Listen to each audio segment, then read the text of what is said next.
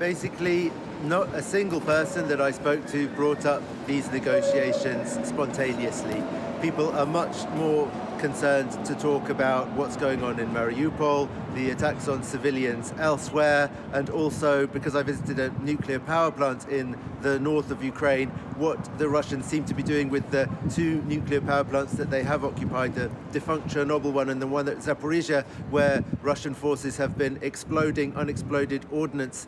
apparently in a bid to scare people. People in Western Ukraine are more worried about what might happen in the future, and I don't think that they feel inclined to trust Vladimir Putin at all, especially as talks that were supposed to be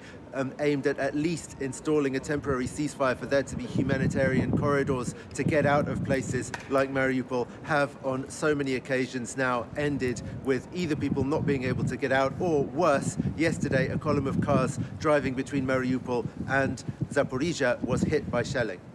Now, the Kremlin, Gulliver, has put forth the idea that Ukraine be a neutral country similar to the likes of Austria, Sweden. Do you think that neutrality is a viable option for Ukraine? Well, I think that the Ukrainian government have said that they won't rule anything out, but neutrality would only be if there were really rock-solid security guarantees from Ukraine's Western partners. Demilitarization, which is one of Putin's stated war aims, demilitarization of Ukraine is something that Ukrainians would not accept. I think the overwhelming majority of Ukrainians would absolutely rule that out, and for good reason, really, because the way that they see this war, and I think it's very important not to lose sight of this, the way that Ukrainians see this attack on their country is as an attack on their country's sovereignty. It was preceded by a speech by Vladimir Putin in which he suggested that the existence of Ukraine as an independent state was basically some kind of historical accident. Ukrainians absolutely don't see it that way. They see their country as an independent state with its own culture, its own language, a democracy, and something that Vladimir Putin wants to destroy because basically he sees Ukraine's freedom, democracy, and independence as a threat to his rule in Russia.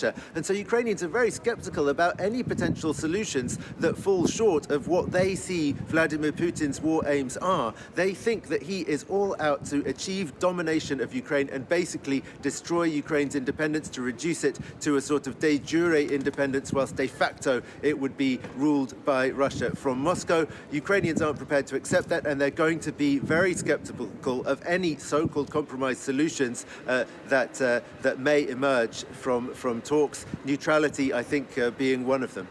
All right, Gulliver Cragg, thank you very much for that update from Lviv, Western